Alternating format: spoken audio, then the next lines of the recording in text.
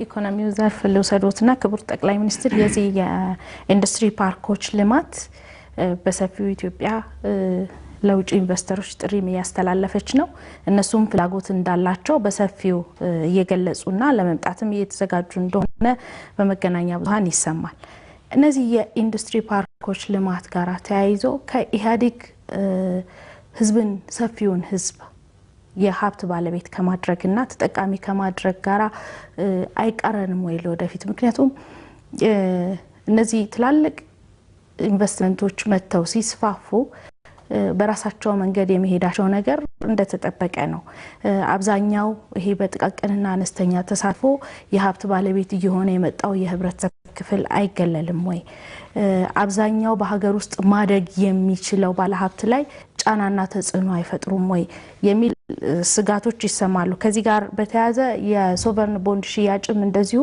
አገሪቷ ኢኮኖሚ ላይ እንዲሁም ከሪዮት ዓለሙ ጋር ሄዶ አንድ ቦታ ላይ ጫናው ከባድ ሊሆን እንደሚችል የሚያነሱ ወገኖች አሉና እዚህ ላይ ያለው አስተያየት ምንድነው እንግዲህ ይሄ በዝርዝር ማየትን የሚጠይቀው ነው ዋና ጉዳዮችን ማንሳት ፈልጋለሁ በመጀመሪያ ደረጃ ኢንዱስትሪ ልማት በታዳጊ ሀገሮች አሁን እየተነጋገርን ያለነው ስለ ታዳጊ ሀገሮች ነው ስለ ኢትዮጵያ ነው በታዳጊ ሀገሮች ኢንዱስትሪ ልማት በተለይም ደግሞ ማኑፋክቸሪንግ ኢንዱስትሪ ልማት በርካታ ማነቆች አሉት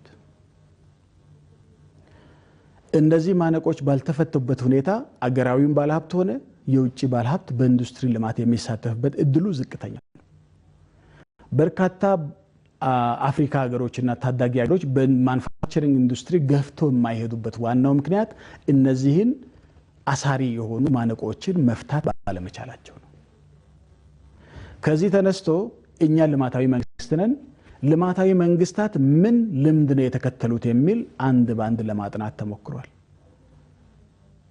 ደቡብ ኮሪያ ታይዋን አሁን ደግሞ ቻይና ቪየትናም የሚከተሉ እነዚህን ችግሮች ለመፍታት ከሚከተሉባቸው አቅጣጫዎች አንዱ ኢንዱስትሪ ፓርኮችን የማልማት ነው ኢንዱስትሪ ፓርኮች በሚለሙበት ጊዜ አንድ 5 የሚሆኑ በተበተነ ሁኔታ ኢንዱስትሪው ቢቀጥል ኖሮ ላይፈቱ የሚችሉ ችግሮችን ይፈታል አንደኛው መሬት ጉዳይ ነው የመሬት ጉዳይ እንደሚታወቀው በአገራችን ኪራይ ሰብሳቢነት ለብነት በአብዛኛው የሚሽከረከረው በመሬት ዙሪያ ነው ኢንዱስትሪ ፓርኮች ታውቆ ከለሙ እና ዋጋቸውም የኪራይ መሬቱ በሊዝም ሆነ በተለያየ መንገድ መንግስት የሚሰጠው ኪራይ የታወቀ ከሆነ ሌባ አይኖርም ማለት ግልጽ ነው የሆነው ማለት ነው ከዚህ አኳያ መሬታችንን በአግባቡ ለመጠቀም አንዱ ጥሩ መፍትሄ የሚሆነው ኢንዱስትሪ ፓርኮች ተከልለው ሲቀመጡ ነው እዛ በተበተነ ሁኔታ መሬት የሚሰጥ ከሆነ የተለያየ ድርድር ያጋልጣል ማለት ነው ስለዚህ ከመሬት ሌብነት አንፃር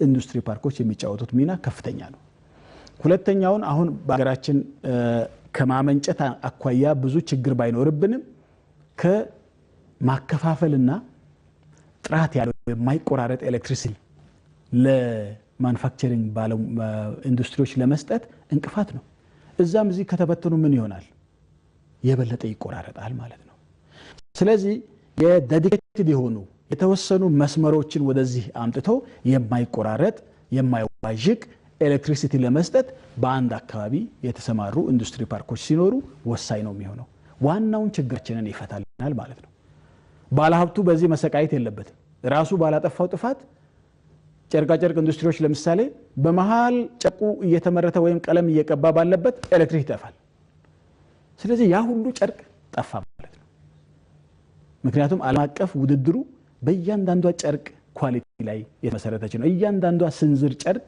ኳሊቲዋ የተረጋገጠ መሆን አለበት ስለዚህ ባለሀብቶቻችን የሀገር ውስጥም ይሁኑ እንዳልሽው የጥቃቅንና አነስተኛም ይሁኑ መካከለኛም ይሁኑ በዚህ ደረጃ መሆን አለበት ነው ኢንዱስትሪ ፓርክ ሲባል ትልልቅ ብቻ አላልንም ኢንዱስትሪ ፓርክ ሲባል ለትልቆቹ ትልቅ ለአነስተኞቹ አነስተኛ ለመካከለኞቹ መካከለኛ ሆኖ መሰራት አለበት ነው ኮምፕሬሄንሲቭ ነው የኛ ፖሊሲ አሁን ድርሻ ስላለን ነው የፌደራል መንግስት ምን ይስራ የክልል መንግስታት ምን ይስሩ የሚል ድርሻ ስላለን ካልሆነ በስተቀር አሁን አንቺ ያነሳሽው ጥያቄ የፌደራል መንግስቱ ስራ ነው የፌደራል መንግስቱ በትልልቅ ኢንዱስትሪ ፓርኮችና በትልልቅ ኢንዱስትሪዎች ነው ያተኮረው የክልሎች ድርሻ ደግሞ በአነስተኛና መካከለኛ ኢንዱስትሪዎች ነው ያተኮረው እንደምታዩ ክልሎች በብዙ ቦታ ላይ ክላስተሮች እየገነቡ ነው ለአነስተኛና መካከለኛ የሚሆኑ ማለት ነው። ከዛም አልፎ ወደ ትልልቁ የተጠጋ መካከለኛም በሚኖርበት ጊዜ በፌደራል በሚያዘጋጃቸው ኢንዱስትሪ ፓርኮችም ይገባሉ ማለት ነው። ስለዚህ ይሄ የስራ ክፍፍል ካልሆነ በስተቀር ኢንዱስትሪ ፓርኮች እና ክላስተሮች ወሳኝ ናቸው። ሁለተኛው ያልኩሽ ያ ነው። ሶስተኛው የጉምሩክ ጉዳይ ነው። አንዱ የግል ባለሀብቶች በተለይም ማኑፋክቸሪንግ አምራች ዘርፍ ላይ የተማሩ ባለሀብቶች በከፍተኛ እሮሮ የሚያሳዩበት ቦታ የጉምሩክ ስነ ስርዓት ጉዳይ ነው። የጉምሩክ ስነ ስርዓት ጉዳይ ችግር የሚቃለለው በቀጥታ ከደረቅ ወደብ ሊሆን ይችላል፣ ከጅቡቲም ሊሆን ይችላል። በቀጥታ ወደ ኢንዱስትሪ ፓርክ በማምጣት እዚያው እንዲፈተሽ ይደረጋል። ስለዚህ ባለሀብቱ ወደ ጉምሩክ ጣቢያ እየሄደ በየቦታው የሚሰቃይበት ሁኔታ ይቀራል ማለት ነው። በአጠቃላይ ዋን ስቶፕ ወይም የአንድ ማዕከል አገልግሎት ይሰጣል። የታክሱም፣ የጉምሩኩም፣ የባንኩም የሁሉም አገልግሎት በዛ በኢንዱስትሪ ፓርክ አካባቢ የሚሰጥ ይሆናል ማለት ነው። ከዚህ አኳያ ሶስተኛው ጠቀሜታ አለው ማለት ነው። አራተኛው በኢንዱስትሪ ፓርኮች አካባቢ ለኢንዱስትሪ ሰራተኞች መኖሪያ መስራት ይቻላል። ይሄ በሚሆንበት ጊዜ ሰራተኞች ተረጋግተው እዛ አካባቢ ሆነው የከተሞችን ትራንስፖርት ማጨናነቅም ሳይኖርብን በዚህ አካባቢ የኢንዱስትሪ ፓርኮችን ማዕከል ያደረገ በርካታ ሰራተኞች እዛው የሚኖሩበትና ስራ የሚሰሩበት የተረጋጋ አካባቢ እንዲሆን ያግዛል። በመጨረሻ አምስተኛው ጉዳይ የሚሆነው እርስ በርስ የሚማማሩበት እድል ይፈጥራል። ተመሳሳይ የሆኑ ፋብሪካዎች አንድ ላይ ስለሚሆኑ አንዱ ያጋጠመውን ችግር ሌላኛው እየተወያየ የሚፈታበት እድል ይፈጥራል። እነዚህ ነገሮች ስለሚኖሩ ነው የኢንዱስትሪ ፓርኮች ወሳኝ የኢንዱስትሪያላይዜሽን ወይም ደግሞ ፈጣን የማኑፋክቸሪንግ ኢንዱስትሪ ልማት የሚያረጋግጡልን የሚሆኑት። አንድ ምሳሌ ልንገርሽ፣ ይሄ ጥሩ ነገር ስለሆነ ማለት ነው ሁሉም ሰው መረዳት ያለበት ስለሆነ የኢንዱስትሪ ፓርኮች በመኖራቸው ምክንያት በ3 ወር ጊዜ ውስጥ ኤክስፖርት ያደረጉ ኩባንያዎች አሉ። የኢንዱስትሪ ፓርክ ባይኖር ኖሮ የኢንዱስትሪ ሼዶች ሲሰሩ፣ መሬቱን ሲያለሙ፣ ኤሌክትሪክ ለማስገባት ወጣ ውረዱ ሲገቡ፣ የተለያዩ ነገሮች በግሉ ባለሀብቱ ቢሰራ ኖሮ የሚያጋጥሙት እነዚህ ውጣ ውረዶች በሙሉ ተቃለውላቸው ምንድነው የሚሉት ሶኬት ሰክቶ ማጫወት ነው የሚሉት ያደጉ ሀገሮች እነ ቻይና እነ ቪየትናም። ሶኬት ሰክቶ ማጫወት ማለት የምትለፊው ነገር የለም፣ ኤሌክትሪኩ አለ፣ ውሃው አለ፣ ቴሌኮሙ አለ፣ ሁሉ ነገር ዝግጁ ነው። ሰክቶ ማሽኑን ራን ማድረግ ብቻ ነው የሚሆነው። ስለዚህ በዚህ ምክንያት 3 ወር ጊዜ ውስጥ ኤክስፖርት ያደረጉ ኩባንያዎች ተፈጥሯል። ሌላ ጊዜ ግንስ በ2 ዓመት ፕሮጀክቱ ተጀምሮ እስከሚያልቅ ድረስ በ2 ዓመት እንኳ ኤክስፖርት የሚያደርጉ አካላት አይገኙም። እነዚህን ሁሉ ያቃላሉ፣ የሀገራችንን እድገት ያፋጥናሉ። በተመሳሳይ ክላስተሮችን ለመካከለኛና አነስተኛም በተመሳሳይ ሁኔታ ይሄዳሉ። ሌላው ቀርቶ በሁለተኛው የእድገትና ትራንስፎርሜሽን እቅድ መንግስት ለአነስተኛና መካከለኞቹ የተለየ በር ከፍቷል። ያ ማለት የማሽን ሊዝ ፕሮግራም ጭምር አዘጋጅቷል። የኢትዮጵያ ልማት ባንክ በርካታ ቅርንጫፎችን ከፍቶ ክልሎች ላይ የአነስተኛና መካከለኛ ኢንዱስትሪዎች ማሽን የሚያገኙበት የማሽን ሊዝ ፋይናንሲንግ ስርዓት ዘርግቷል። ስለዚህ በእነዚያ ክላስተሮች እንዲያውም እነዚህ ማሽን አያገኙም ትልልቆቹ፣ መካከለኛና አነስተኞቹ እስከ ማሽን ድረስ ይሰጣቸዋል። የሚፈልጉትን ማሽን የሚመርጡት ራሳቸው ናቸው። ነገር ግን መንግስት ያቀርብላቸዋል። ይሄን በማድረግ ወዲያው ወደ ስራ የሚገቡበት ሁኔታ ይፈጠራል። በሂደቱም ወደ ትልልቆቹ እንዲያድጉ እድል ይከፍትላቸዋልና ፍትሃዊ ነው። የህዝብ ጥቅም ሲባል ምን ማለት ነው? የህዝብ ጥቅም ሲባል የመጀመሪያው ጥቅም ስራ ማግኘት ነው። አብዛኛው ሰው አንድ ጨርቃ ጨርቅ ፋብሪካ 20,000 ሰው የሚቀጥር ከሆነ 20,000 ህዝብ የህዝብ አካል የሆኑ ወጣቶች በተለይም ሴቶች ተጠቀሙ ማለት ነው። ስለዚህ የህዝብ ጥቅም የሚባለው ለኛ ከስራ ፈጠራ ጋር ከስራ ሁኔታ ጋር የሚገናኝ ነው። ሁለተኛው የአካባቢው ህብረተሰብ በተለያዩ አቅርቦቶች እነዚህ ፋብሪካዎች በመኖራቸው ምክንያት ይንቀሳቀሳል። ኢኮኖሚው፣ ትራንስፖርቱ፣ መኖሪያ ቤቱ የመሳሰሉ ይንቀሳቀሳል። የአገልግሎት አሰጣጡም በዛው ደረጃ ይንቀሳቀሳል። ኢኮኖሚውን በአጠቃላይ ያንቀሳቀሳል። ስለዚህ የኢንዱስትሪ ፓርኮችና ክላስተሮች ልማት ወሳኝ ስራ ነው። የቦንድ ጉዳይ ያነሳሽዋል። ለኛ ቦንድ ማለት የተለየ ማለት አይደለም። ከቻይና ብድር የወሰድን ነው። ከቻይና ብድር የምንወስደው ከአንድ መንግስት ነው የወሰድነው። ከዓለም ባንክ ብድር የወሰድን ነው። አንድ መንግስታት የመሰረቱት ተቋም ነው የወሰድን ያለ ነው። ከደሞ ከግሉ ሴክተር ካለው ነው የምንወስደው ብድር ነው ዋናው ጉዳይ ብድር ስትወስጂ ማሟላት የሚገባሽ መስፈርት አለ አንደኛ መክፈል ይችላል ወይ ነው የመጀመሪያው ጥያቄ መክፈል የማይቻል ብድር ከተወሰደ ቀውስ ውስጥ ይከታል እሱ ምንም ጥያቄ የለውም ቻይናም ወሰድሽ ከዓለም ባንክም ወሰድሽ ከዚህ ከቦንድ ማርኬትም ከቦንድ ገበያም ወሰድሽ ያው ነው እኛ የተሻለ ወለድ እስከሰጠን ድረስ እና መክፈል እስከምን እንደምንችል እስካረጋገጥን ድረስ ከማን ወሰድን የሚለው ትርጉም የለውም ዋናው ጉዳይ ድመቷ ነጭ ናት ጥቁር ናት አይደለም ጉዳዩ አይጥ ትይዛለች ወይ ነው አይጥ እስከያዘች ድረስ በቂ ነው እኛ ያደረግነው ከማንም እንውሰድ ብቻ ለልማታችን የሚሆን እናምጣን ይሄ ከሌሎቹ ከቻይና ከዓለም ባንክ የሚለየው አንድ ነገር አለ ብዙ አገሮች የሚከስቡበት ማለት ነው እነ ቻይና ባቡር ሰራለው ብለ ጠይቀ ነው የምትወስደው ማለት ከአንድ ፕሮጀክት ጋር የተያያዘ ነው ዓለም ባንክም ቢሆን ይሄን ፕሮጀክት ሰራለው መንገድ ሰራለው ብለሽ ነው የምትወስጂው ይሄኛው ግን ምንም ባንቺ እጅ ነው ከፈለክሽ ልትበዩ ትችያለሽ ከፈለክሽ ደግሞ መንገድ ልትሰሪበት ትችያለሽ አሁን የመንግስታቱ ችግር ይሄን ብድር የሚወስዱ መንግስታት አንዳንዶቹ ደሞዝ ይከፍሉበታል ደሞዝ ከከፈሉ ከየት ነው መልሰው የሚከፍሉት ተበልተዋል ማለት ነው እኛ የመረጥነው ለልማት የያዝናቸው ሜጋ ፕሮጀክቶቻችን አሉ እነሱ ላይ ማባል ነው 5 ሳንቲም ለመብላት አይውልም ነው የኢትዮጵያ መንግስት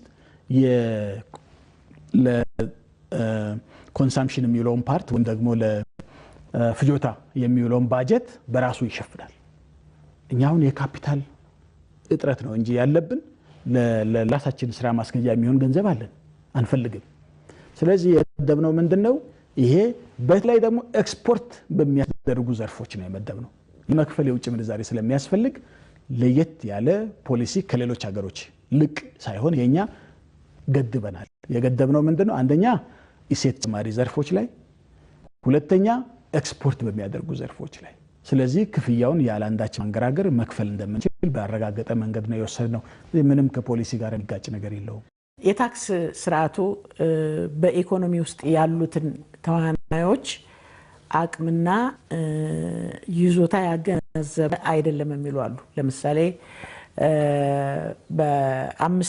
ከ5000 ብር በላይ ገቢ ያለው 35 ከመቶ የሚባል ነገር አለ ዛሬ 5000 ሄድሮ በደርግ ጊዜ የነበረ ነው 5000 ዛሬ 5050 ብር ሆኗል እና እንዲህ አይነት ነገሮችን በተመለከተ ከምን ድረስ ፕሮግሬሲቭ እስከምን መሆን አለበት ከዛ በላይ ያለውስ ምንድነው መሆን ያለበት የሚለው እንዲህ አይነት ነገሮችን በአጠቃላይ ግን አጠቃላይ የታክስ ስርዓታችን ተመልሶ ሊከለስ ይገባዋል ይላሉና እርሶ ምን ይላሉ የታክስ ስርዓቱን በተመለከተ ቀደም ለመግለጽ እንደሞከርኩት የሀገራችን የታክስ መጣኔ በሚታይበት ጊዜ የመንግስት ሰራተኛው ያው እንደሚታወቀው እንዳለ የቀጠለው አንቺ እንዳቀረብሽው ሌላው ግን በደንብ ተጠንቶ የተቀመጠ የታክስ ምጣኔ ነው ያለን ይሄ የታክስ ምጣኔ መከለስ የለበትም ለተወሰኑ አመታት የሚል እምነት አለን የመንግስት ሰራተኛውን በተመለከተ ግን እናያለን ብለን ለመንግስት ሰራተኛውም ቃል የገባ ነው አለ አሁን የታክስ ምጣኔው በተለይ የመንግስት ሰራተኛው የታክስ ምጣኔ እንዲታይ የሚል ተጠንቶ የቀረባለ ካቢኔው ተወያይቶ የሚወስነው ይሆናል ማለት ነው ከዚህ አኳያ እጥረቶች እንዳሉ አይተናል ባለፈው ደሞዙም ትንሽ ስለሆነም የእንትኑ ብዙም ለውጥ የሚያመጣ ስላልነበረ ለተወሰኑ አመታት ቀጥሏል አሁን ባለው ሁኔታ ግን የብር የመግዛት አቅምም ከድሮ በጣም በከፍተኛ ደረጃ ያሻቀበበት ሁኔታ አለ እነዚህን ታሳቢ ያደረገ የመንግስት ሰራተኛውና የተቀጣሪው የታክስ ምጣኔ ምን መሆን አለበት የሚለው ተጠንቶ ይቀርባል እሱን ስናጸድቅ ወደ ተግባር የምንገባው ሌሎቹ ግን ከዓለም አቀፍ ልምዱም ታዳጊ ሀገሮች ከያዟቸው በአጠቃላይ በሚታይበት ጊዜ በጣም የተሻሉ እና ደግሞም መንግስት እጅግ አብዛኛውን ወጪውን በአገር ውስጥ መሸፈን አለበት በአገር ውስጥ የማይሸፍን ከሆነ ለዕዳ ጫና ይጋለጣል ለዕዳ ጫና ከተጋለጠ ቀውስ ውስጥ ይገባል ቅድም ያነሳቸዋቸው ኢሹዎች አሉ እነዚህንም ሁሉ በአጠቃላይ ሁለንተናዊ በሆነ መንገድ በማየት ነው የታክስ ምጣኔ የሚወሰነው ዝም ብሎ አነሰ በዛ በሚል አይደለም በእኛ ሁኔታ የትርፍ የገቢ ትርፍ ገቢ ታክስ ምጣኔ በተመለከተ በጣም ጥሩ ደረጃ ያለ ነው የሚል እምነት አለን። ስለዚህ ምጣኔውን በተመለከተ እንደተነሳው ከመንግስት ሰራተኞች ጋር ያለውን የምናየው ሆኖ ሌሎቹ ግን እንዳሉ የሚቀጥሉ ናቸው የሚል በፖሊሲ ደረጃም የተወያየንበት ስለሆነ ይሄ መታወቅ ያለበት ነው። በልማት እንቅስቃሴ ውስጥ አስበነው የነበረው የሀገራዊ የጋራ መግባባትና እሱን ያማከለ ደግሞ አገራዊ ፕሮጀክቶች መስረታ ላይ ያለው መግባባት የት ደርሷል? አገራዊ መግባባት የሚባለው ደረጃ በደረጃ የሚፈጠር ነው። በአንድ ጊዜ የሚፈጠር አይደለም። በአንድ ጉዳይ ላይ አገራዊ መግባባት ሊኖር ይችላል በአንድ ጫፍ፣ በሌላ ጫፍ ደግሞ መግባባት የሌለባቸው ጉዳዮችም ይኖራሉ። ስለዚህ እነዚህ እያደጉ ሄዶ በአብዛኛው ጉዳዮች ላይ ህብረተሰቡ የጋራ መግባባት መፍጠር አለበት። ይሄ ግሬድድ ኮንሰንሰስ የሚባለው ነገር ነው። ደረጃ በደረጃ የሚሄድ ማለት ነው። ለምሳሌ የመጀመሪያ ትልቁ ጉዳይ ህገ መንግስት ላይ የጋራ መግባባት መፈጠር አለበት። በአንድ ሀገር ላይ ህገ መንግስታዊ ስርዓቱ ላይ መግባባት ከተፈጠረ ሌላው ልዩነት ተደማሪ ነው። በዛ ልዩነት ዙሪያ መከራከር ይቻላል፣ መወያየት ይቻላል። ህገ መንግስቱም ላይ ሁሉም አንቀጾች ላይ ማለታችን አይደለም። አንድ ሁለት አንቀጽ ላይ ልዩነት ሊኖር ይችላል።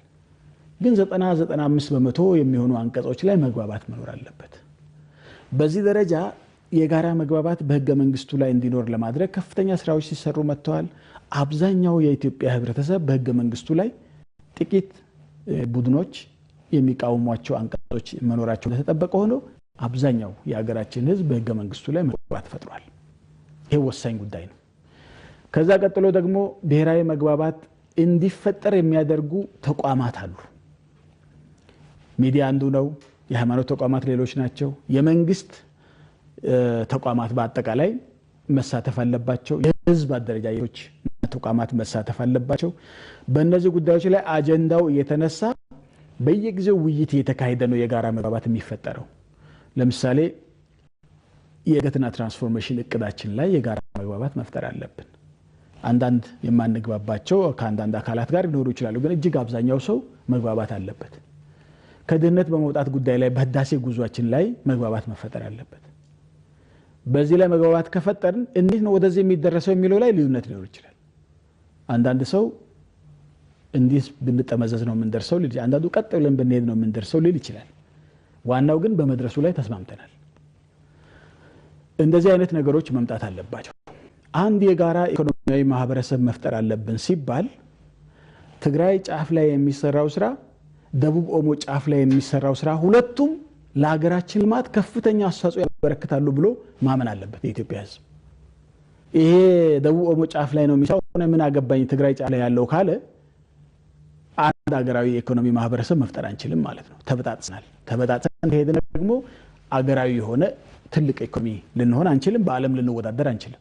አሁን ውድድሩ ትግራይ ጫፍ ላይና ደቡብ ኦሞ ጫፍ ላይ አይደለም፣ ከዓለም ጋር ነው የምንወዳደረው። ስለዚህ አንድ ኢኮኖሚ ማህበረሰብ በመሆን አንድ ዩኒት በመሆን የምንወዳደረው። እንዲያውም ትንሽ ሀገር ማይፈለገው ከዚህ ተነስቶ ነው። ትንሽ ሀገር ከሆንሽ ትንሽ ነው የምትሆኚው በአለም ውድድር ላይ። ትልቅ ሀገር ኢትዮጵያ አሁን ክብደቷን ስታሳርፍ ከትንሽ ሀገሮች የበለጠ ክብደት ነው የምታሳርፈው በአለም ፖለቲካም ላይ በአለም ኢኮኖሚም ላይ። ስለዚህ ብዙ ኢንቨስተሮች ሀገራችን የሚጎርፉበት ዋናው ምክንያት ትንሽ ሀገሮች ማይሄዱበት ዋናው ምክንያት እኛ ጉልበታችን ትልቅ ስለሆነ የምናሳርፈው ጫናም ትልቅ ስለሆነ ነው። የሚያገኙትም ጥቅም ከዛው አኳያ ትልቅ ስለሆነ ነው።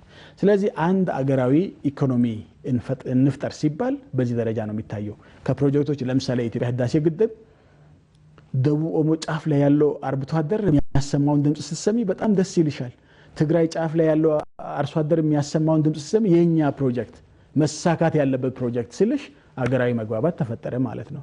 ከዚህ አኳያም ፕሮጀክቶች ራሳቸው የሚፈጥሩት አገራዊ መግባባት የራሱ ድርሻ አለው ማለት ነው። የተለያዩ አጀንዳዎች ለምሳሌ አትሌቶቻችንን በተመለከተ የአትሌቲክስ ስፖርትን በተመለከተ በአብዛኛው የኢትዮጵያ ህዝብ ልቦና ውስጥ የአትሌቶቻችን ማሸነፍ ጉዳይ ገዝቷል፣ በውስጡ አለ። እዛ እነሱም እንባቸውን ሲያፈሱ የኢትዮጵያ ባንዲራ ሲውለበለብ ሲታይ ሰው ላይ የሚፈጥረው ስሜት የሀገራዊ ፍላጎት ትልቅ ነው። የሀገር ሉዓላዊነት ጉዳይ ሲመጣ ኢትዮጵያ ላይ አንድም ጊዜ ቢሆን ከጥንት ጀምሮ እስከ ዛሬ የሚያወላዳ ነገር የለውም። ሀገራዊ መግባባት አለ በዚህ ዙሪያ ላይ። ስለዚህ በአጠቃላይ እነዚህ ነገሮች ተደማሪ ናቸው እያደጉ የሚሄዱ ናቸውና አሁን የበለጠ እየተግባባን የምንመጣባቸው ብዙ ርዕሶች አሉ። ይሄ ማለት ግን ልዩነት የለም ማለት አይደለም። በዚህ አጠቃላይ መግባባት ስር የተለያዩ ፓርቲዎች የተለያዩ ቡድኖች የተለያየ የሚለያዩ አስተሳሰቦች አሉ። በእነዛ አስተሳሰቦች ዙሪያ መከራከር ይጠይቃል። አንዳንዴ ደግሞ ህገ መንግስቱም ላይ ቤዚክ የህገ መንግስቱ ምሰሶዎችም ላይም ያፈነገጡ አካላት ይኖራሉ።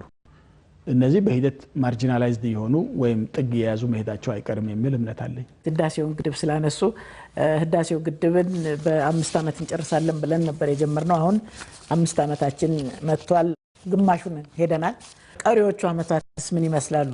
በነገራችን ላይ ህዳሴ ግድብ የ7 ዓመት ፕሮጀክት ነው። ከመጀመሪያው ዝግጅቱ እንደተጠበቀው ነው። የዝግጅት ምዕራፉ እንደተጠበቀው ነው። የ7 ዓመት ፕሮጀክት ነው። አሁንም እየቀጠልን ያለ ነው። ስራው ባህሪው ይለያያል። ያው ቁጥሩ ሲቀመጥ 42 በመቶ ወይም 50 በመቶ ስንል ከአመት ጋር በቀጥታ አያያዝም። አንዳንዱ ስራ ረጅም ጊዜ የሚወስድ አለ። ከመጠኑ አንፃር ሲታይ ግን ትንሽ ነው የሚሆነው ከፐርሰንቴጅ አንፃር ሲታይ። አንዳንዱ ስራ ደግሞ በጣም በአጭር ጊዜ ያልቃል፣ ግን ከፐርሰንቴጅ አንፃር ትልቅ ድርሻ ያለው አለና ለማንኛውም የ7 ዓመት ፕሮጀክት ነው። 3 ዓመት ይቀረናል ገና። ወደ ውጭ ፖሊሲ ጉዳዮች የተወሰኑ ጥቂት ጥያቄዎችን ለማንሳት ነው። ክቡር ጠቅላይ ሚኒስትር ግብጽ የመከላከያ ኃይሏን ማጠናከሯን እንሰማለን እና ከዚህ አኳያ መንግስቱ በዚህ በመጪዎቹ 5 ዓመታት ግብጽን በተመለከተ የሚከተለው ዲፕሎማሲያዊ አካሄድ ምንድነው የሚመስለው? የደቡብ ሱዳን ፈተና በተመለከተም እንደዚሁ የኢትዮጵያ መንግስት በተለይ ወግኗል የሚሉ አስተያየቶች ይሰማሉ። እዚህ ላይ መንግስቱ ያለው አስተያየት ምንድነው? ይህንንስ ፈተና ለመሻገር ከዚህ በኋላ ኢትዮጵያ የሚኖራት ድርሻ ምን ሊሆን ይችላል? በኤርትራስ ያለው ሁኔታ አሁንም በዚሁ ባለው ነው የሚቀጥለው ወይስ ለውጥ ይኖራል በመጪዎቹ 5 ዓመታት? ሶስቱም ጥያቄዎች በተመለከተ ያው ከጎረቤቶችና ከአካባቢ ፖሊሲዎቻችን ጋር የተያያዙ ናቸው። በመጀመሪያ ደረጃ በግብጽ የምንከተለውን ፖሊሲ አንድ በአንድ በውጭ ጉዳይና ሀገራዊ ደህንነት ፖሊሲያችን በግልጽ አስቀምጠናል። ያንን ነው እያሰፋን እየተከተልን ያለው። የኢትዮጵያ አቋም የኢትዮጵያ ፖሊሲ ግብጽን በተመለከተ ሁሉ ጊዜ ዘላቂ ነው። አንድም ቀን ተቀይሮ አያውቅም። የሚዋዥቀው በእነሱ በኩል ነው። አንዴ ከፍ አንዴ ዝቅ ይላል። አንዴ መግባባት አንዴ መጣላት አይነት ነው የሚታየው። ስለዚህ ያ ሊኖር ይችላል፣ አሁንም ወደፊትም ይቀጥላል የሚል እምነት አለን። ምክንያቱ ደግሞ እንደሚታወቀው በግብጽ አካባቢ ስለ አባይ ለህዝቡም ሲገለጽ የነበረው ገዢዎቹ ለህዝቡ ሲገልጹት የነበረው መንገድ የተሳሳተና ኢትዮጵያን እንደ ጠላት አድርጎ ኢትዮጵያ የግብጽ ህዝብ እንዳይጠቀም ለማድረግ ጥረት የምታደርግ አገር ተብሎ ሁሌ ሲሳል የመጣ ነው። ከትምህርት ቤት ጀምሮ ህፃናት የሚማሩበት ነው። ስለዚህ ቀላል ጥልቀት ያለው የተሳሳተ አስተሳሰብ የተያዘበት ጉዳይ ነው። ስለዚህ ይሄ ጉዳይ አሁን እስካሁን ባደረግናቸው ጥረቶች ብቻ ይፈታል የሚል እምነት የለንም። ወደፊትም ሌሎች ስራዎች መሰራት አለባቸው። ነገር ግን ወደ አባይ ፕሮጀክት ወደ ህዳሴ ግድባችን ፕሮጀክት እንምጣ። በአጠቃላይ ስለ አባይ ወንዝ አጠቃቀም በተመለከተ ከግብጾች ጋር ያለው እንደዚሁ ረጅም ጊዜ የሚጠይቅ መሆኑን አስቀምጠን አሁን ግን አንድ ጉዳይ ናት የምንወያይባት የግድባችንን በተመለከተ ግድባችንን በተመለከተ ፍትሃዊ ተጠቃሚነቱ እንዳልሽው መርሆቹ ላይ ተስማምተናል። በዚህ መርሆ ግብጽ አንድም ቀን ተስማምቶ አያውቅም ነበር። እዚህ ደረጃ መምጣቱ አንድ እርምጃ ወደፊት ነው፣ ትልቅ እርምጃ ወደፊት ነው ብለን እንወስዳለን። ይሄ ግን የነገሮች ሁሉ ማብቂያ አይደለም። ይሄ እንደተጠበቀው ነው። ይሄ ድል እንደተጠበቀው ሆኖ አሁንም የሚጠብቀን ትልቅ ስራ አለ። ግድባችን የግብጽን ህዝብ የማይጎዳ መሆኑን ለማስረዳት የተለያዩ ዓለም አቀፍ ኤክስፐርቶች ጥረት እንዲያደርጉ አድርገናል። አሁንም ደግሞ አንድ ቴክኒካል ስራ ጥናት የሚቀረን አለ። በዛ ስምምነታችን መሰረት ይሄን ቴክኒካል ጥናት ለማጥናት በተለያየ መንገድ የተለያዩ የግብጽ አካላት የሚፈጥሩት እንቅፋትነት አለ። ጥናቱ ቶሎ ተጠንቶ ወደ መግባባት የመጨረሻ ውይይት እንዳንገባ የሚያደርጉ እንቅፋቶች እየተፈጠሩ ነው ያሉት። ለማንኛውም እኛ ግድባችንን መስራትን የሚያስቆም ስላይደለም ከዚህ በፊት ያው ግድቡ ይቆምና እንደራደር ነበር። ይሄ እንደማይሆን ተነግሯቸው ተቀብለውታል። ግድቡ እየተሰራ እንደራደር ነው። ያን እርምጃ ወደፊት ነው። ግድቡ ካለቀ በኋላ ውሃም ሞላሉ ሌላም ጉዳይ ኦፕሬሽኑ ምን መሆን አለበት የሚለውን ቴክኒካል ጥናት የሚያመጣው ይሆናል። በእኛ በኩል ይሄን አጥንተን የራሳችንን አቋም ይዘን ቁጭ ብለናል። እነዚህ ቴክኒካል ኮንሳልቲንግ ኩባንያ መረጣ ላይ እስካሁን ድረስ ያው መቋጫ አላገኘም። ይሄን የሚያደርጉት ዋናው ምክንያት ካሁኑ አመራር የተለዩ ነገር ግን በስርዓቱ ውስጥ ያሉ የቀድሞ አስተሳሰብ የያዙ ባለሙያዎች አሉ። እነዚህ ባለሙያዎች መቼም ጊዜ ቢሆን ግብጽና ኢትዮጵያ ተናቁረው ለማየት ነው የሚፈልጉት እንጂ ሄዶ ግድቡ ማለቁና ውሃው መጠራቀሙ ኢትዮጵያ ደግሞ ኤሌክትሪክ ማመንጨቷ እንደማይቀር ስለሚያውቁ ይሄ ነገር በግጭት ወይም በአለመስማማት እንዲበተን የማድረግ ሐሳብ ያላቸው ከታች ባለሙያዎች አሉ። እነዚህ የሚፈጥሩት ጋጋታ እንዳለ ለመሪዎቻቸው በተደጋጋሚ ገልጸናል። ይሄን ነገር ማትቆጣጠሩ ከሆነ ትክክል አይመጣም ጉዳዩ የሚል ነው። በነገራችን ላይ እኛ በሰላም የመኖር ጉዳይ ካልሆነ በስተቀር ግብጽ የተለያየ መሳሪያ ስለገዛች ኢትዮጵያን በመሳሪያ ኃይል ታንበረክካለች የሚል እምነት ይዘን አይደለም ይሄን የምንሰራው። መሳሪያ ጠቅላላ አገሩን መሳሪያ ልታደርግ ትችላለች ከፈለገች። አንደኛ የሚዋጋው መሳሪያም አይደለም አስተሳሰብ ነው። ሁለተኛው ኢትዮጵያ ፍትሃዊ አቋም ነው የያዘችው። ስለዚህ ራሳችንን የመከላከል መብትም አለን፣ ራሳችንን እንከላከላለን። እሱ ብዙም ያሳስበን ጉዳይ አይደለም። ሌላው እኩይ ዓላማ ያላቸው ጎረቤቶቻችን ለዚህ አካል የሚሰጡት ድጋፍ ነው የሚሆነው ማለት ነው። ከካይሮ ተነስተው ወይም ከግብጽ ድንበር ተነስተው በተለያየ መንገድ ኢትዮጵያን ያጠቃሉ የሚል እምነት የለንም። ነገር ግን የዚህ መጠቀሚያ ሊሆኑ የሚችሉ አካላት ሊኖሩ ይችላሉ። እነዚህ አካላት የዛ መጠቀሚያ እንዳይሆኑ ደግሞ ማስጠንቀቅ፣ ጣታቸውን የሚያንቀሳቅሱ ከሆነ ደግሞ አስቀድሞ መጨረስ ነው የሚሆነው። ስለዚህ እኛም የራሳችንን ስትራቴጂ ተከትለን እንሄዳለን ማለት ነው። ለማንኛውም ይሄ ሁሉ ከመሆኑ በፊት ነገር ግን እኛ በጀመርነው ፍትሃዊ ሰላማዊ መንገድ ይሄ ነገር ያልቃል የሚል እምነት አለን። በእምነት ነው የምንጓዘው። ይሄን እምነታችንንም ለማሳካት የሚያስችሉ የተለያዩ ዲፕሎማሲያዊ ጥረቶች ዓለም አቀፍም አህጉራዊም እዚሁ ደግሞ ቀጠናችንም ላይ እያካሄድን ያለንበት ሁኔታ አለ። ይሄን አጠናክሮ መቀጠል ነው የሚሆነውና በሂደት የሚታወቁ ናቸው የሚሆኑት። ሁለተኛው የተነሳው ከደቡብ ሱዳን ጋር ተያይዞ ነው። ከደቡብ ሱዳን ጋር ተያይዞ ኢትዮጵያ ከፍተኛ ጥረት አድርጋለች። እኛ ከስራችን 1/3ኛውን ጊዜ የሚያክል ልባል በሚችል ደረጃ ለዚህ ስራ ውለናል። ብዙ ጥረቶችን ያካሄድ ነው። ሰዎቹ እጅግ አስቸጋሪ መሆናቸውን እያወቅን ነገር ግን ብዙ ጥረት አድርገናል። ኢትዮጵያ ሁሉ ጊዜ ፍትሃዊ የሆነ የመሰለውን አቋም ይዛ ነው የምትሄደው። በአንድ ጊዜ መንግስት ለተቃዋሚ ወገነ ይላል በአቋማችን ምክንያት ማለት ነው። በሌላ ጊዜ ደግሞ ተቃዋሚው ለመንግስት ወገነ ይላል። እኛ ሁሉ ጊዜ የራሳችንን አቋም ይዘን ስለምንሄድ ይሄ ደገፈ አልደገፈ የሚለው ይቀያየራል። እንደ ያቋማችን ነው የሚቀያየረው። ግን ይሄ የኢትዮጵያ አቋም ነው። መጨረሻ ላይ ግን የኢትዮጵያ አቋም አሸናፊ ሆኗል። ደገፈ ማለት አላለም የኛ አቋም ነው የፈረሙት። ስለዚህ ዋናው ጉዳይ እኛ ክሊር የሆነ ነው። ምንም ሌላ ኢንተረስት የለንም፣ ምንም ሌላ ፍላጎት የለንም። እንዳየሹ በቀጠናው የተለያዩ ሀገሮች የተለያየ ፍላጎት አላቸው። አንዳንዶቹ በኢጋድ ውስጥ ያሉ ሀገሮችም ከመንግስት ጋር ወግነው የሚሰሩ እንዳሉ እናውቃለን። እባካችሁ ተውን እንላቸዋለን። አንዳንዶቹ ከተቃዋሚው ጋር ወግነው የሚሰሩ አሉ። እባካችሁ ተው። የሚቀድመው የሱዳን የደቡብ ሱዳን ህዝብ ነው መሆን ያለበት። እኛም መወገን ያለብን ከደቡብ ሱዳን ህዝብ ጋር ነው። ከዚህም ወይም ከዛም ወገን መሆን የለበትም ብለን በተከታታይ ሰርተናል። እያገሮቹ እየተጓዝን ማለት ነው። መንግስት ወግናል እያጠፋህ ነው ህዝቡን የጎዳህ ነው ስንለው ደንገጥ ብሎ ይመለሳል። ያኛውንም ተቃዋሚ ወግናል ህዝቡን እያጠፋህ ነው ስንለው ደንገጥ ብሎ ይመለሳል። እንደዚህ ያደረግን እየተጫወትን ነው። ይሄ ያስፈርም ነው።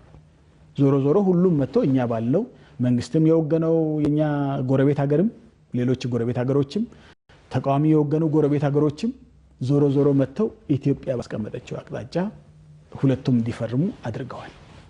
ስለዚህ እኛ ድል አግኝተናል የሚል እምነት አለን። ነገር ግን ይሄ የተፈረመው ስምምነት ተግባራዊ የማይሆን ከሆነ የኛ ድል የወረቀት ድል ይሆናል ማለት ነው።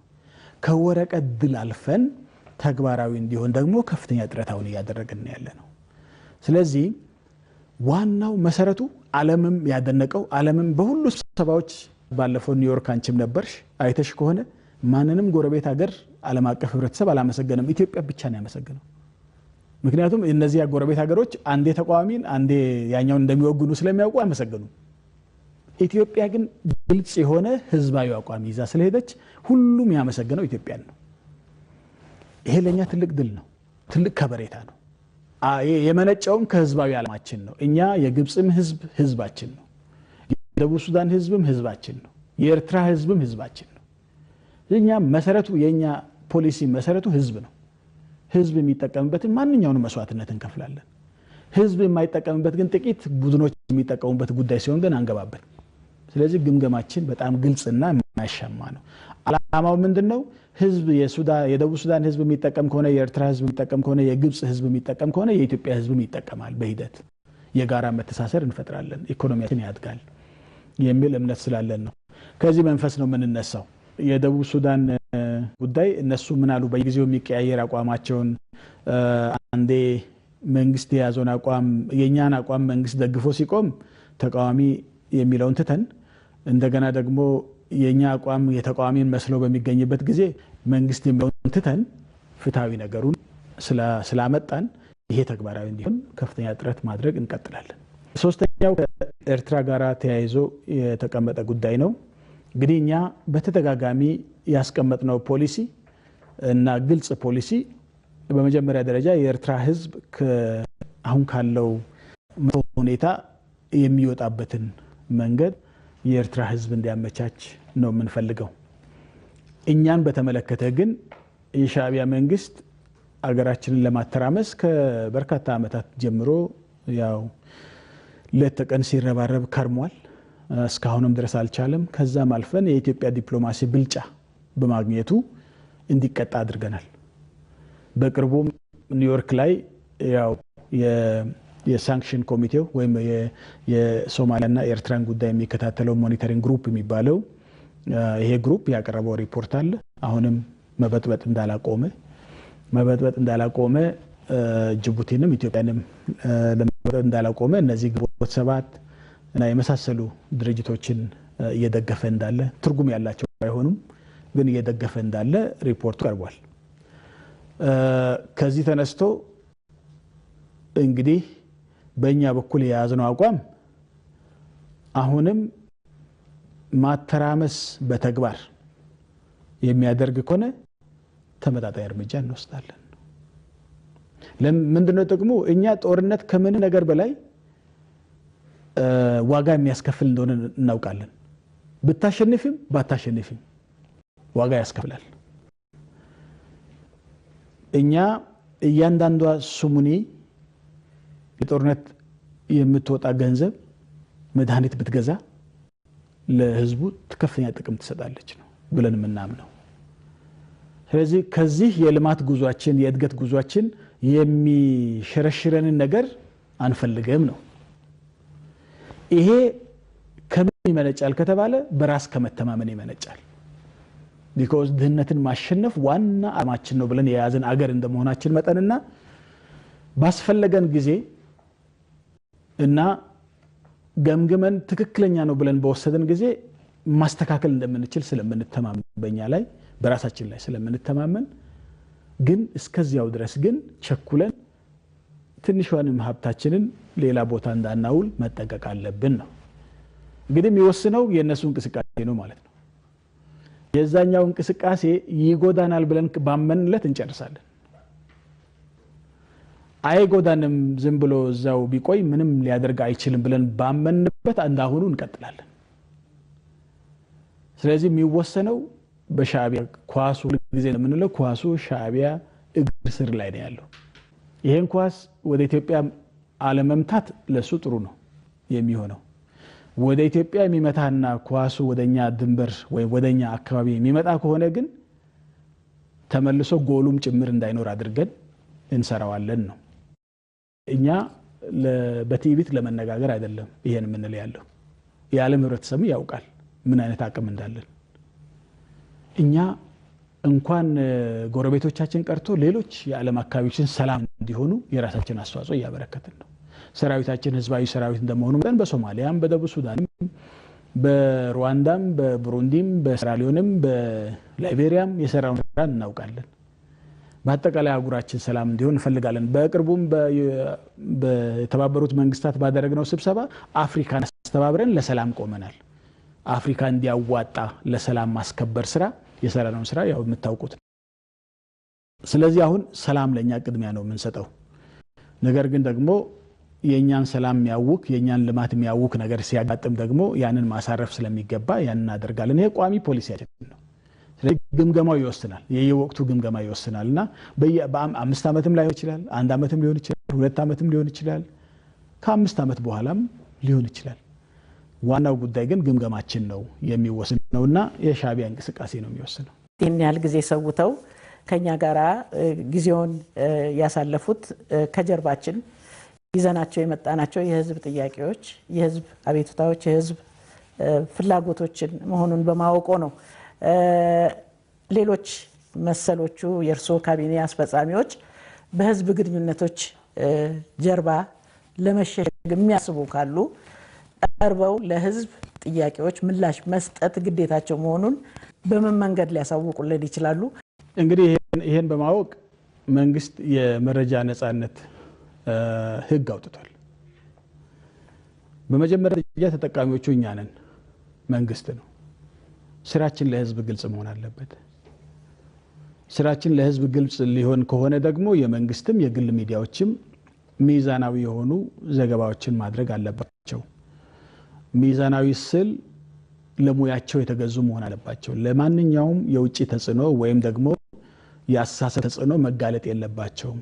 እውነታውን ፈልፍለው ማውጣት አለባቸው። እውነታውን መናገር አለባቸው እና ይሄ መንግስት እና የኢትዮጵያ ህዝብ የሰራቸው በርካታ ስራዎች አሉ። ለዓለምም ለኛ ለራሳችንም ለኢትዮጵያ ህዝብም መገለጽ የሚገባቸው እጅግ ጥሩ ስራዎች አሉ። እንግዲህ ሰው ሲሰራ ደግሞ ጉድለቶች ሊጠፉ አይችሉም። ሰው የሚሰራው ነገር በሙሉ ወደ ህዋ የመነጠቁ መንኮራኩሮች ሁሉ ሳይቀሩ በርካታ ጉድለቶች ያጋጥሟቸዋል። ይሄ እንግዲህ በጣም ትልቅ ሶፊስቲኬትድ የሆነ ቴክኖሎጂ ነው ወደ ህዋ የሄደው። ነገር ግን ችግር ሲያጋጥማቸው እና ያለ ሰው የሰራቸው ስለሆኑ በርካታ ጥሩ ነገሮች ውስጥ ደግሞ ጉድለቶች አይጠፉም አሉ። ስለዚህ ጥሩ ነገሮችንም በአንድ በኩል እያሳወቁ ጉድለቶች እንዳይደገሙም ወደፊት ደግሞ እንዲሻሻሉ ሊያደርግ በሚችል ገንቢ በሆነ ሁኔታ መገናኛ ብዙሃን ከህዝቡ ጋራ ማገናኘት አለባቸው። የመንግስት ስራውን ማገናኘት አለባቸው። ህዝቡ እንዲያውቅ ማድረግ አለባቸው። በዚህ ዙሪያ አብረን ብንሰራ ተጠቃሚዎቹ እኛ ነን። መገናኛ ብዙሃኖች ብቻ አይደሉም። እነሱ ስራቸውን ይሰራሉ፣ እኛ ደግሞ ከህዝቡ ጋር በመድረሳችን ተጠቃሚዎች ነን። ይሄ ማለት የመንግስትን ጥሩ ጎን ብቻ ያድርግ ማለት አይደለም። የመንግስት ጉድለትንም ጭምር ማሳወቅ አለበት ለህዝቡ። አንዳንድ ጊዜ ግን ጥንቃቄ የሚያስፈልገው ነገር እንዳለ ግን እናንተም መገንዘብ ያለባችሁ ነገር አለ። ከሙያ መስመር ከሙያ ፍላጎት እና ሙያተኝነት ከሚያስገድደው መስፈርት ወጣ ብሎ የግል ስሜትን ለህዝብ ማድረስ ግን ሁሉንም ሰው ይጎዳል። መንግስትንም ይጎዳል፣ ህዝቡንም ይጎዳል፣ ሚዲያውንም ራሱን ይጎዳል። ስለዚህ ይሄን ለእናንተ ነው የምተወው። ምክንያቱም ለምሳሌ ሩዋንዳ ላይ ያ ሁሉ እልቂት የተፈጠረው በሚዲያ ምክንያት ነው። አንድ የተሳሳተ ቡድን ሚዲያን ተጠቅሞ የኢንተርሃሞይ ስብከት በከፍተኛ ደረጃ በመስበኩ ምክንያት ሁቲዎች ተነሳስተው ቱትሲዎችን ጨፈጨፉ። እንግዲህ ሚዲያ የሚገነባውን ያክል የማጥፋት አቅሙም ትልቅ ነው። ስለዚህ ነው ኃላፊነት የተሞላበት መሆን አለበት የሚለው። አንዳንዶቹ በወረቀት ውስጥ ተደብቀው ጦርነት የሚያካሂዱ አሉ። እዛ ድንበር ላይ ሄደው ቢዋጉ ጥሩ ነበር። ወረቀት ውስጥ ተደብቀው ጦርነት ማካሄድ አደገኛ ነው። ይሄ እንግዲህ በጠመንጃ የምታገኘው አይደለም። ነገር ግን ጦርነቱ መጥፎ ጦርነት ይሆናል ማለት ነው። ስለዚህ ይሄም ከህግ በላይ እንዳይደለ ጦርነት የፈለገ ሰው ጠመንጃ ማንሳት አለበት። የሐሳብ ትግል የሚፈልግ ሰው ደግሞ ሐሳብ ትግል ብቻ መሆን አለበት። ይሄ ህዝብን ከህዝብ ጋር የማያጋጭ፣ ብሔርን ከብሔር ጋር የማያጋጭ፣ ሃይማኖትን ከሃይማኖት ጋር የማያጋጭ እነዚህ የተከለከሉ ናቸው በእኛ ህግ። አንድ ብሔር የሚያጠቃ ሚዲያ የኤሌክትሮኒክም ሊሆን ይችላል፣ የፕሪንት ሚዲያም ሊሆን ይችላል፣ የህትመት ሚዲያ ሊሆን ይችላል። አንድ አካባቢን የሚያጠቃ ህዝብ ለህዝብ እንዳይተማመን የሚያደርግ ለብዙ አመታት ለብዙ ዘመናት ተፈቃቅሮ ተቻችሎ የኖረውን ህዝብ የሚያናቁር እና ዞሮ ዞሮ የሀገራችን ቃት የሀገራችን መበታተን መመሰቃቀል የሚያመጡ አይነት ነገሮችን የሚሰብኩ አካላት መጠንቀቅ አለባቸው። ከዚህ በመለስ እዚህ ጋር ጉቦ የበላ ሰውዬ ያለ ብሎ ቢያጋልጥ ሚዲያ እሰየው ነው። ነገር ግን በትክክለኛው መረጃ ማለት ነው ስም ማጥፋትም ስለሚኖር ማለት ነው። አላስፈላጊ ሲሆን ደግሞ ትክክለኛ ካልሆነ ደግሞ የሚያመጣው ጉዳት የስነ ልቦናም የግለሰቡም ህይወትም ጭምር ወይም ደግሞ የተቋሙንም ህይወት ጭምር የሚያበላሸው በጣም ከፍተኛ ነው። እንደገና ተመልሶ ለመገንባት በሚያስቸግር ደረጃ ሊያበላሽ ይችላል። ስለዚህ ምን ያክል ኃላፊነት እንደሚሰጥ ይሄ ነገር መታወቅ አለበት። ይሄ ኃላፊነት በተሞላበት ሁኔታ እስከ ሄድን ድረስ ሁላችንም ተጠቃሚዎች ነን የምንሆነው። ከዚህ አኳያ የመንግስት ኃላፊዎች ለማንኛውም አይነት አገራዊም የውጭ ሚዲያ የመንግስትን ስራ በአግባቡ የማስረዳትና ግልጽ የማድረግ ሚዲያዎች ደግሞ ይሄን ተቀብለው ኃላፊነት በተሞላበት ሁኔታ እውነታውን ሳያዛቡ ለህዝቡ የሚገልጹበት ጠንካራውን ጠንካራ ደካማውን ደካማ ብለው የሚያቀርቡበት ይሄ ሲባል የነሱ ነፃነት ተጠብቆ ማለት ነው። የትንተና የማካሄድ ነፃነታቸው እንደተጠበቀ ሆኖ ትንተናው የተሳሳተ ከሆነ ደግሞ ሌላ ትንተና ሌላው ደግሞ እየሰጠ እየሄዱ የሚሄዱበት ነገር ግን ዳሜጅ የማያደርግ ማለት ጉዳት የማያስከትል መሆኑን እያረጋገጡ መሄድ አስፈላጊ ይሆናል። ይሄ እስከሆነ ድረስ ለዲሞክራሲያችን ለእድገታችን ከፍተኛ አስተዋጽኦ ያበረክታል። ህዝቡም እንዲሳተፍ ያደርጋል። በማስተካከሉም ይሳተፋል፣ በልማቱም ይሳተፋል። ስለዚህ ከእናንተ ጋር ለመስራት በፓርቲ ጉባኤያችንም ላይ በግልጽ አስቀምጠናል፣ በጽሁፎቻችን እናወስነናልም። በክቡር ፕሬዝዳንቱ የመንግስትን አቋም በሚመለከት ጽሁፍም ላይ ንግግርም ላይ በግልጽ ተቀምጧል። አሁን ከእናንተ ጋር የምናደርገው ውይይት ከዚሁ የመነጨ ነው እና ወደፊትም ይቀጥላል። ስለዚህ በዚህ ሁኔታ ተጠናክረን እንቀጥላለን የሚል እምነት አለኝ። ክቡር ጠቅላይ ሚኒስትር ያው ካለው ውድ ጊዜ ላይ ሰውተው የህብረተሰቡን ጥያቄዎች ለመመለስ ፈቃደኛ ስለሆኑ በኢትዮጵያ ብሮድካስቲንግ ኮርፖሬሽን እና በዛሚ 90.7 አድማጭና ተመልካቾች ስም እጅግ በጣም አድርጌ አመሰግናለሁ።